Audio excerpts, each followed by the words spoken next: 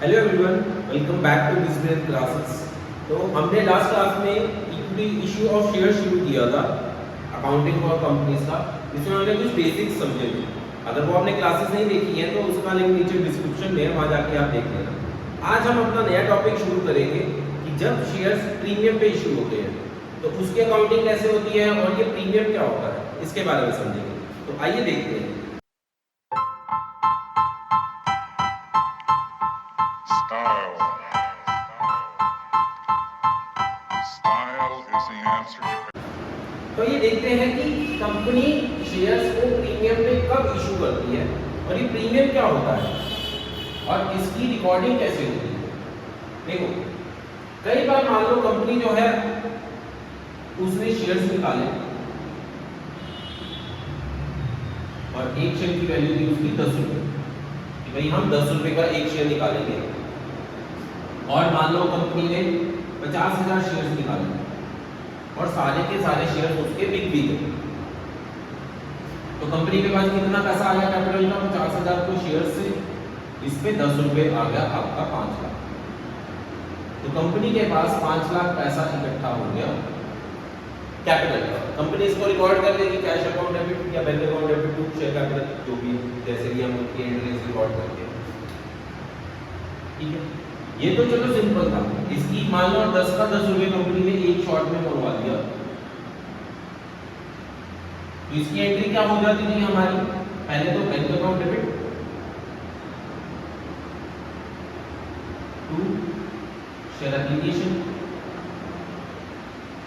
5 लाख, ठीक है, और उसके बाद इस शेयर एप्लीकेशन को हम ट्रांसफर कर देते थे शेयर कैपिटल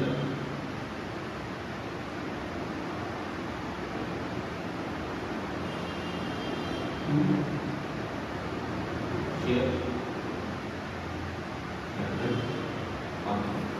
ठीक है, ये हम जनरली करते थे।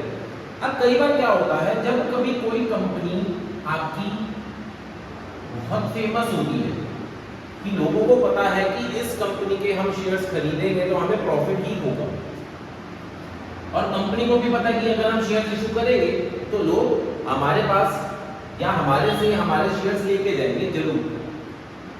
तो ये बात कंपनी को पता है कि जब कभी भी हम शेयर्स इशू करते हैं ना तो लोग हमारे शेयर्स जरूर खरीदते हैं। क्यों? क्योंकि हमारी वैल्यू भी बहुत ज्यादा है हमारी कंपनी की। तो इसी चीज का फायदा उठाकर ना कई बार कंपनी ना शेयर्स अपने प्रीमियम पे इशू करती है कि हमारा जो 10 रुपए का शेयर है पर शेयर, ये आपको मिलेगा 12 रुपए में। लेना है तो लो, अदरवाइज रहने दो। मतलब वो अपना प्रोडक्ट जो है वो 10 रुपए का नहीं बेच रही, कॉस्ट पे नहीं बेच रही, अब आपको कॉस्ट प्लस प्रॉफिट पे बेच रही। ठीक है, जिसमें कॉस्ट है 10 रुपए और 2 रुपए है प्रॉफिट। सिक्योरिटीज प्रीमियम ऐसे ही एक तरह का प्रॉफिट होता है कंपनी का, जिसपे वो अपना प्रोडक्ट बेचती है, क्योंकि उसको पता है कि मैं कभी भी कंपनी शेयर्स इशू करूंगी तो मेरे शेयर्स बिकेंगे ही बिकेंगे। तो इसी चीज का फायदा उठा के कई बार कंपनी जो है वो अपना शेयर प्रॉफिट पे बेचती है। अब ये प्रॉफिट कितना भी हो सकता है, 2 रुपए, 3 रुपए, 4 रुपए, कंपनी के हिसाब से डिपेंड करता है। अब जब कोई बंदा मान लो मिस्टर ए है, इसने कंपनी के 1000 शेयर्स खरीदे, ठीक है, 1000 शेयर्स पे उसने पूरा का पूरा 12 रुपए दे दिया, क्योंकि कंपनी एक शेयर जो है वो 12 रुपए का बेचेगी। तो इसने 12,000 कंपनी को दे दिए, जिसमें से कंपनी जो है 10,000 की कैपिटल रिकॉर्ड करेगी और 2,000 रुपए अपने प्रॉफिट पे डालेगी। और कभी कहीं कंपनी जब भी लिक्विडेट होगी तो कंपनी इन्वेस्टर को 10,000 ही वापस करेगी, 2,000 वापस नहीं करेगी, भले ही ये उसने उससे लिया है इन्वेस्टर से, बट ये वापस नहीं करेगी। क्यों? क्योंकि ये तो कंपनी का प्रॉफिट है, उसने शेयर 10 रुपए का ही बेचा। कैपिटल के अंदर कंपनी हमेशा 10 रुपए ही रिकॉर्ड करेगी और 2,000 रुपए वो प्रॉफिट में रिकॉर्ड करेगी। क्यों? क्योंकि सिक्योरिटीज प्रीमियम एक टाइप का कंपनी का प्रॉफिट है। ठीक है, तो यही है एक सिक्योरिटीज प्रीमियम का फंडा। कि आपके जो शेयर्स है, कंपनी के जो शेयर्स है, कंपनी कई बार अपनी शेयर की वैल्यू को इंक्रीज करके बेचती है। क्यों? क्योंकि उसको पता है कि हमारे शेयर्स लोग ओवर सब्सक्राइब कर देते हैं कई बार, तो हमारे शेयर्स तो बिकेंगे ही बिकेंगे। इसी चीज का फायदा उठाने के लिए कंपनी जो है अपने शेयर की वैल्यू, मतलब अपने शेयर की कॉस्ट जो है वो 10 ना रख के वो एक्स्ट्रा रख देती है 12-15, और जो एक्स्ट्रा प्राइस होता है वो उसका प्रॉफिट होता है। मतलब अपनी कंपनी अपने शेयर्स को प्रॉफिट पे बेचती है कस्टमर को, तो जितना एक्स्ट्रा पैसा जाएगा प्रॉफिट का वो कंपनी के जेब में जाएगा, और ये जो 10,000 उसने शेयर्स का लिया आपसे, वो कंपनी आपके लिए लायबिलिटी दिखा देगी कि जब भी कंपनी लिक्विडेट होगी तो हम इसको जो है अपने इन्वेस्टर को वापस कर देंगे। ठीक है, मतलब आपकी कैपिटल 10,000 ही चलेगी, 2,000 कंपनी ने आपसे एक्स्ट्रा लिया है अपने प्रॉफिट। अब मान लो कंपनी ने एक शेयर जो था वो 10 रुपए का इशू करा प्लस 2 रुपए प्रॉफिट का इशू करा। ठीक है, अब ये 2 रुपए कंपनी कभी भी मंगवा सकती है आपसे। मान लो कंपनी वन शॉट पे नहीं मंगवा रही पेमेंट, वो पार्ट्स में मंगवा रही है, जैसे 2 रुपए एप्लीकेशन के साथ, 2 रुपए अलॉटमेंट के साथ, 3 रुपए आपका फर्स्ट कॉल के साथ, और बाकी बचा हुआ 3 रुपए बैलेंस आपका फाइनल कॉल के साथ। कंपनी ये 2 रुपए प्रॉफिट आपका कभी भी मंगवा सकती है, या तो वो एप्लीकेशन में ऐड कर देगी कि मेरे को जो सिक्योरिटीज प्रीमियम चाहिए वो एप्लीकेशन के साथ ही चाहिए, या वो अलॉटमेंट में ऐड कर देगी, या वो फर्स्ट कॉल में ऐड कर देगी, या वो फाइनल कॉल में ऐड कर देगी। जब मन करेगा उसका वो उसी टाइम में वो आपसे इस प्रॉफिट का हिस्सा भी मंगवा लेगी। ठीक है, और जब भी मंगवाएगी हम उस प्रॉफिट को उसी एंट्री के साथ रिकॉर्ड कर देंगे। अगर वन शॉट में मंगवा लिए तो सिक्योरिटीज प्रीमियम हम एप्लीकेशन के साथ रिकॉर्ड कर देंगे, और अलॉटमेंट में मंगवा लिए तो अलॉटमेंट के साथ रिकॉर्ड कर देंगे। तो बेसिकली सिक्योरिटीज प्रीमियम अगर इजी वे में समझे तो सिक्योरिटीज प्रीमियम आपका सिर्फ और सिर्फ प्रॉफिट है जिसमें कंपनी अपना प्रोडक्ट बेच रही है। प्रोडक्ट की कॉस्ट तो हुई उसकी 10 रुपए, और प्लस वो कभी कभी आपसे अपना शेयर प्रॉफिट पे भी खरीद मंगवा लेती है। वो 2 रुपए हो सकता है, 3 हो सकता है, 4 हो सकता है, 5 हो सकता है, जितना भी हो सकता है। ठीक है, तो यही है सिक्योरिटीज प्रीमियम। तो आइए अब एक क्वेश्चन देखते हैं इसी सिक्योरिटीज प्रीमियम पे कि कैसे हम इसको सिक्योरिटीज प्रीमियम को अपनी बुक्स के अंदर रिकॉर्ड करते हैं। तो एक क्वेश्चन है हमारे पास,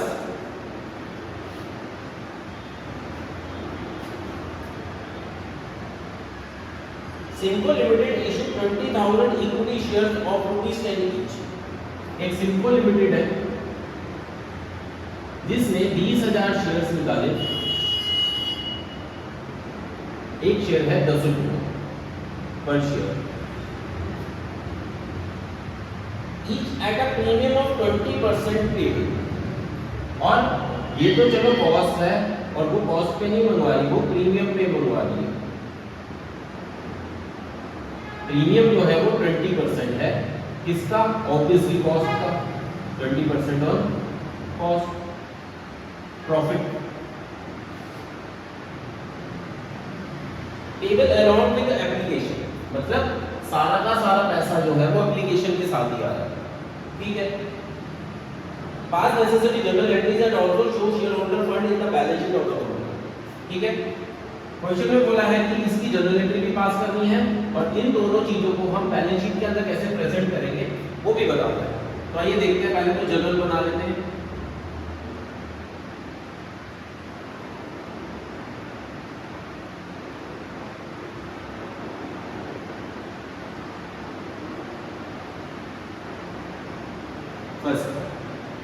देखो, अब जब कंपनी शेयर इशू करेगी तो सबसे पहले तो कंपनी के पास पैसा आएगा, पैसा आएगा तो बैंक अकाउंट डेबिट टू, सारा पैसा वन शॉट में आ रहा है तो सारा पैसा एप्लीकेशन के साथ ही आ रहा है, तो bank account debit to share application. देखो कितना, 20,000 शेयर्स कंपनी ने निकाले थे, और एक शेयर के ऊपर अब की बार 10 रुपए नहीं आ रहा, अब की बार 10 प्लस 10 इंटू 20%, मतलब 10 प्लस 2 रुपए प्रॉफिट का भी आ रहा है, टोटल 12 रुपए अब कंपनी आपसे रिसीव कर लिया, आपसे मंगवा लिया, तो 20,000 इंटू 12 240,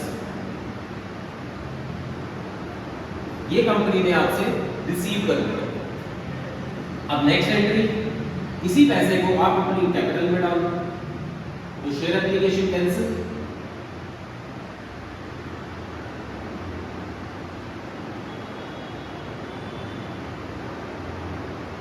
टू इस 240 में अब की बार दो चीजें हैं, एक तो कॉस्ट है, एक प्रॉफिट है।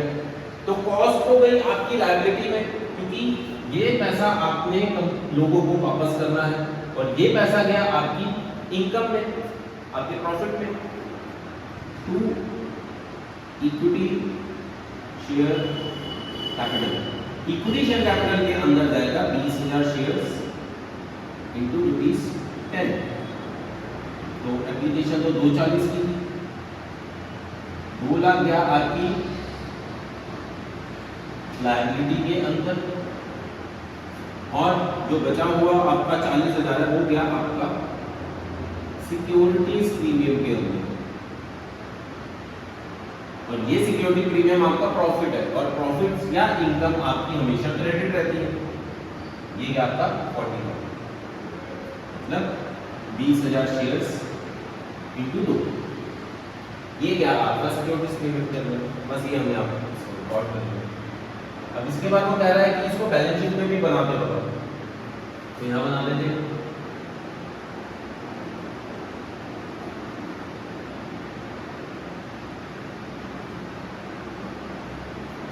सबसे पहले ऊपर हेडिंग आती है equity and liability.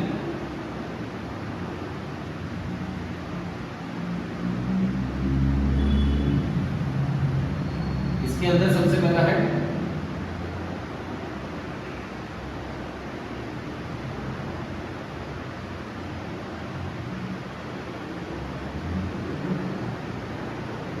Share holders fund. ठीक है, अब इस शेयर होल्डर फंड के अंदर एक तो आती है इक्विटी शेयर कैपिटल, सेकेंड चीज आती है आपकी रिजर्व एंड सरप्लस। इसका वर्किंग नोट 1, इसका वर्किंग नोट 2। अब नीचे नोट्स को अकाउंट्स में इसकी वर्किंग कर देते हैं।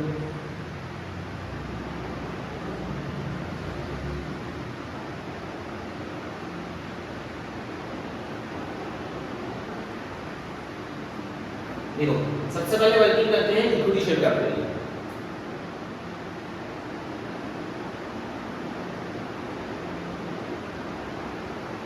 इसके अंदर सबसे पहले आती है आपकी ऑथराइज्ड शेयर कैपिटल। ठीक है, ये क्वेश्चन में गिवन नहीं है, अगर गिवन होगी तो हम यहां लिख देंगे, अदरवाइज इसको ब्लैंक छोड़ देंगे।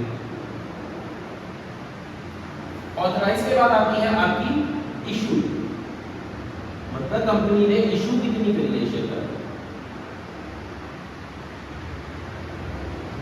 देखो इशू कितने करे हैं, 20,000 शेयर्स लिखा हुआ क्वेश्चन के अंदर। 20,000 शेयर्स ऑफ ₹10 ईच। कैपिटल के अंदर आपका 10 रुपए ही जाएगा लायबिलिटी, तो ये होगी 2 लाख।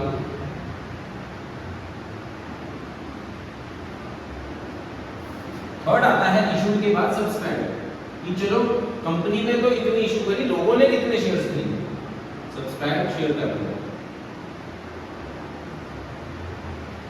सब्सक्राइब के अंदर भी सेम है, क्योंकि क्वेश्चन में और कोई इंफॉर्मेशन नहीं है, मतलब जितने कंपनी ने इशू करे थे सारे के सारे शेयर्स लोगों ने खरीद लिए।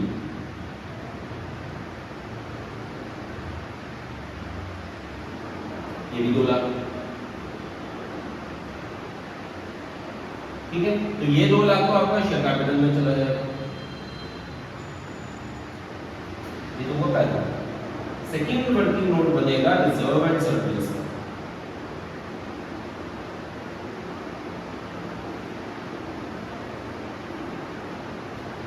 ठीक है, क्योंकि जो प्रॉफिट हमने कमाया है वो ओनर्स का पार्ट है, ओनर्स का प्रॉफिट है, और वो सारा का सारा रिजर्व और सरप्लस में जाता है। इसके अंदर आ जाएगा सिक्योरिटीज प्रीमियम। ये आपका 40 ये 40 मान लें। तो ये था इसको बैलेंस शीट में प्रेजेंट करने का। तो प्रीमियम हमने समझा सिक्योरिटीज प्रीमियम क्या होता है, जब कभी कंपनी अपने शेयर्स को कॉस्ट में ना इशू करके प्रॉफिट में इशू करती है, ठीक है, क्योंकि उसको पता है कि मैं जब भी अपने शेयर्स इशू करूंगी तो लोग तो खरीदेंगे ही खरीदेंगे। तो जितना पैसा रिसीव किया वो रिसीव्ड में डाल दिया, और उस रिसीव्ड पैसे में से जितना कैपिटल का पार्ट है वो कैपिटल में चला गया, जितना प्रॉफिट का पार्ट है वो प्रॉफिट में चला गया। और कंपनी इसी पैसे को इन्वेस्टर्स को वापस करती है, इस पैसे को वापस नहीं करती है, कंपनी का पूरा पैसा। ठीक है, तो आज की क्लास के लिए इतना ही, अगली क्लास में मिलते हैं।